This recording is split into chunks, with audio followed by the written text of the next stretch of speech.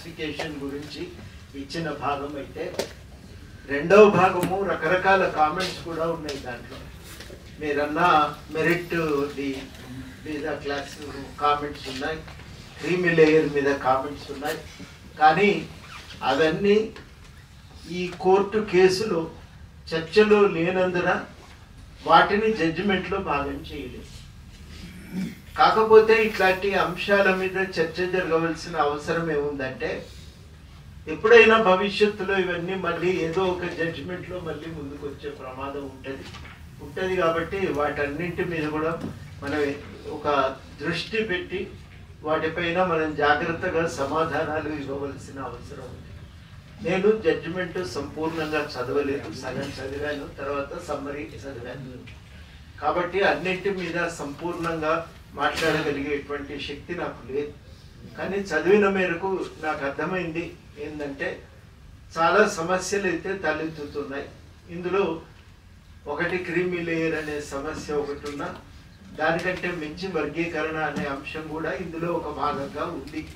మనం తప్పించుకుందామన్నా అది పక్కన పెడదామన్నా పోయేది కాదు, అది వాస్తవం, ఇవాళ రియాలిటీ. అది ఈ అంశాలను పరిష్కరించుకునే ప్రయత్నం అయితే ఉమ్మడిగానే జరగాలని చెప్పి నేను భావిస్తున్నాను. హైదరాబాద్ దళిత ఉద్యమానికి కూడా 100 ఏళ్ల పైబడి చరిత్ర ఉంది.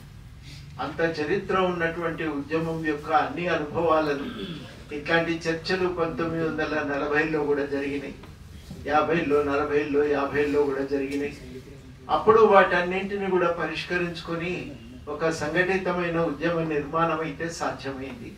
అది సాధ్యమైనప్పుడు ఇవాళ కూడా సంఘటితమైన ఉద్యమ నిర్మాణానికి మళ్ళీ మనం అందరం ప్రయత్నం చేయవలసిందే అని నేను నమ్ముతున్నా. నేను చాలా వరకు ఉపన్యాసాలు లైవ్లో విన్నా.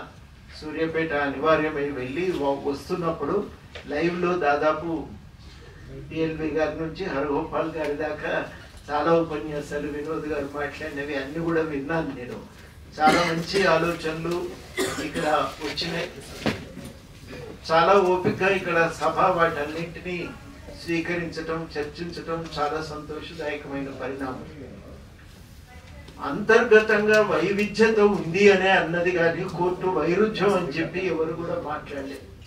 వైవిధ్యత ఉండటం చాలా సహజం కదా. వైవిధ్యత ఉన్నంత మాత్రాన అది వైరుధ్యంగా మారవలసినటువంటి అవసరం ఏం లేదు. అది మొట్టమొదట నేను చెప్పదలుచుకున్న విషయం. వైవిధ్యత ఉంది కానీ ఒక సారూప్యత కూడా ఉంది. సారూప్యత ఏంటంటే అంటరానితనం.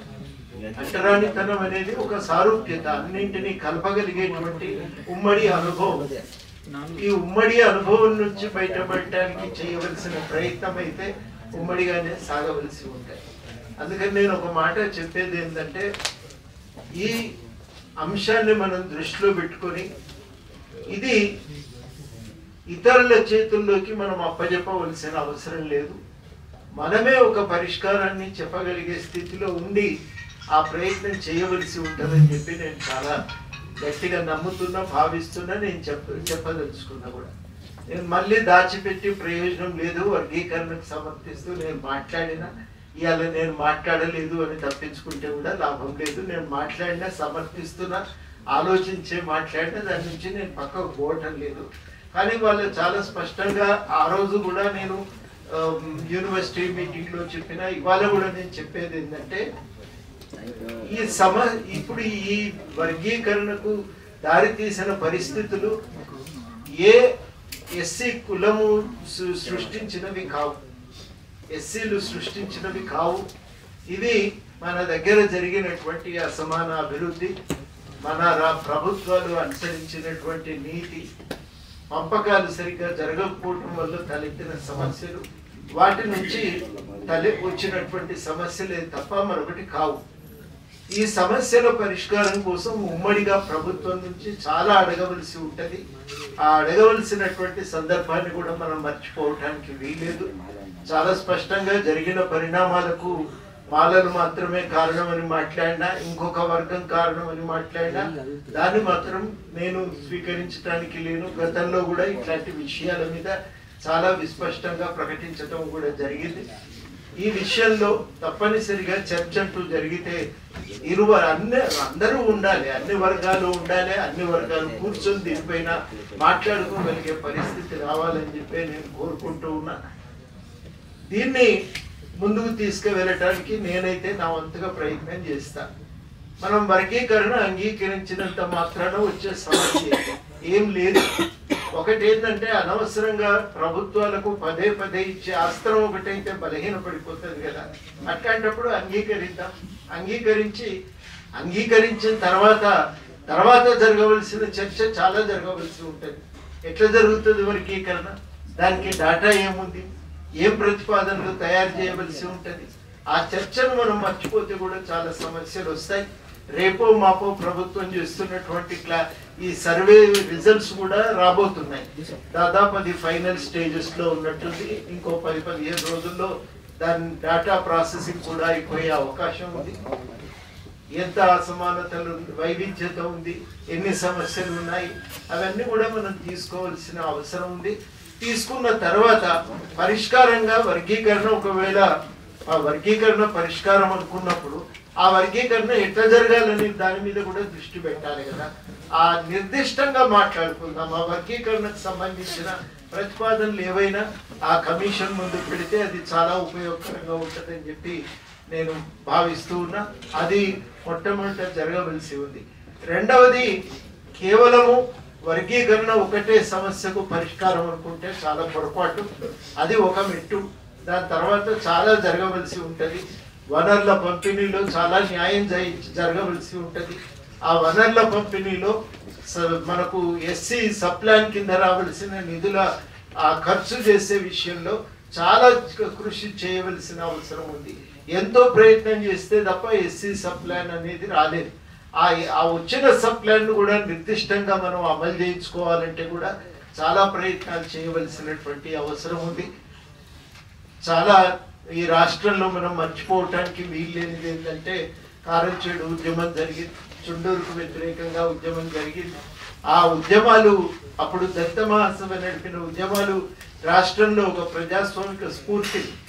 అలాంటి వాళ్ళందరం కూడా చాలా విషయాలపైన ఒక ప్రజాస్వామిక స్ఫూర్తిగా వ్యవహరించగలుగుతున్నామంటే దానిపైన దళిత ఉద్యమం యొక్క ప్రభావం కూడా ఉంటుంది. ఆ దళిత ఉద్యమ ప్రభావాన్ని దృష్టిలో పెట్టుకొని మనం చాలా జాగ్రత్తగా మనం ముందుకు పోవలసినటువంటి అవసరం ఉంది. ఆ ముందుకు పోవటానికి మనం చాలా కృషి చేయాలి. అప్పుడు మనం గవర్నమెంట్ వేసిన కమిషన్ ముందు చాలా విషయాలు చెప్పవలసి ఉంది. ఆ చెప్పడానికి ఒక ప్రయత్నం అయితే జరగాలి. అందుకని నేను చాలా సూటిగా చెప్పేది ఏంటంటే, ఇక్కడి నుంచి ఒక స్పష్టమైన ప్రతిపాదన పెట్టండి. శత్రువులతో మాట్లాడతలేం, మన సోదరులతోనే మాట్లాడుతున్నాం, మన వాళ్ళతోనే మాట్లాడుతున్నాం. కాబట్టి ఆ మన వాళ్ళను మనం కలుపుకొని పోవటానికి బాధ్యత మనం కూడా చేయవలసి ఉంటుంది. ఒక వైపు నుంచే కాదు, మన వైపు నుంచి కూడా చేయవలసి ఉంటుంది. కాబట్టి ఆ బాధ్యత ఒకటి స్వీకరిద్దాం, ఒక ప్రయత్నం చేద్దాం, కలిసి ఓ అడుగు. ఈ దశ దాటితే ఇంకా చాలా ప్రయాణం చేయవలసి ఉంటుంది. ఆ ప్రయాణానికి మనం సిద్ధమవుదామనేది నేను ప్రధానంగా ఆలోచిస్తున్నటువంటి అంశం. జరుగుతున్న పరిణామాలు ఏం సంతోషదాయకంగా ఏం లేవు, వీటిని దాటాలి.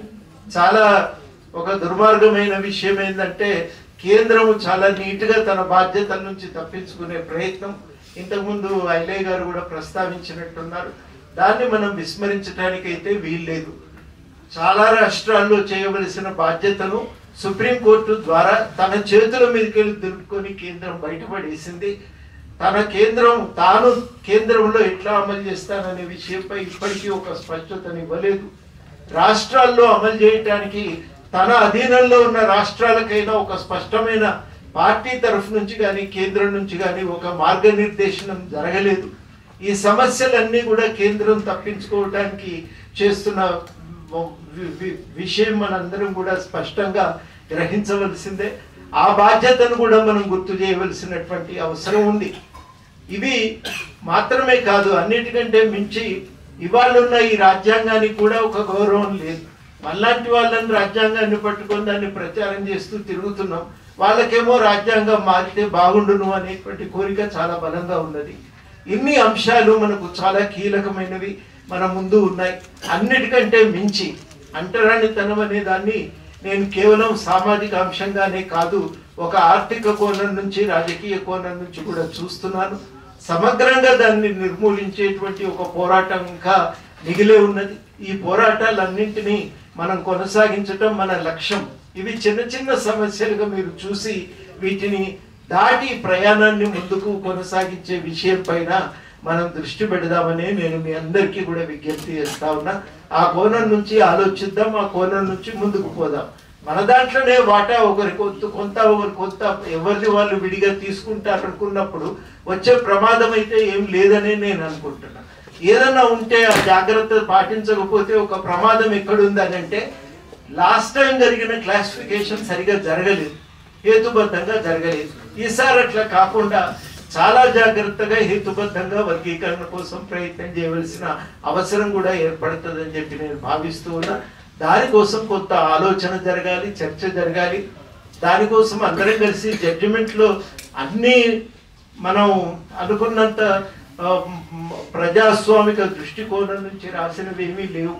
ఒక సమానత్వ హక్కు, దాంట్లో వర్గీకరణ ఆవశ్యకతకు సంబంధించిన అంశాల మీద ఉన్న వివరణ చాలా హేతుబద్ధంగా ఉన్నప్పటికీ కూడా దాంట్లో చాలా పరిమితులు కూడా ఉన్నాయని నాకు చదివిన మేరకు నాకు అనిపించింది.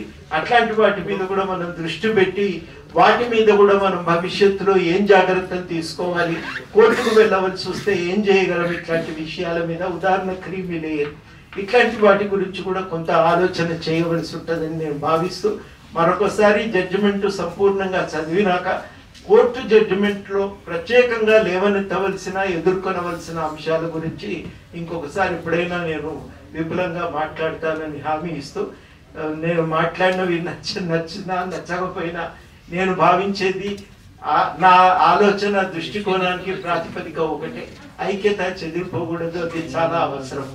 ఆ ఐక్యతను కాపాడుకుంటూనే ఈ సమస్యలను అధిగమించగల శక్తి, ఒక దళిత మహాసభ నేతృత్వంలో దళిత ఉద్యమం నడిపి ఆంధ్రప్రదేశ్ రాజకీయాలను శాసించగలిగి, గతంలో వెంకట్రావు లాంటి పెద్దలందరూ కూడా తెలంగాణలో, హైదరాబాద్లో ఉద్యమాలు జరిపి చాలా మార్పులు తీసుకొని రాగలిగారు.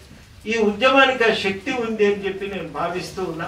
ఆ శక్తిని ఉపయోగించాలి, ఒక మార్గనిర్దేశన చెయ్యాలి.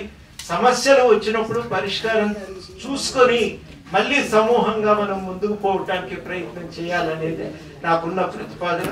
దానికోసం అవసరమైతే ఈ వర్గీకరణను ఆమోదిద్దాం, ఆమోదించి ఆ పైన ప్రయాణాన్ని నా సూచన నేను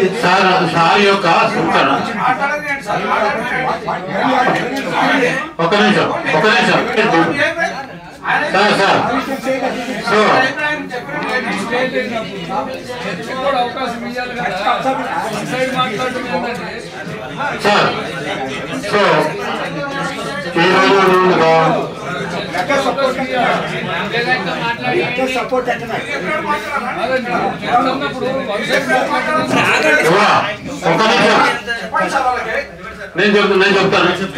ఇక్కడ చర్చ అంతా కూడా కేవలము జడ్జిమెంట్ మీదనే చర్చ, జడ్జిమెంట్ మీదనే చర్చ. మిగతా చర్చ అన్నటువంటిది వారి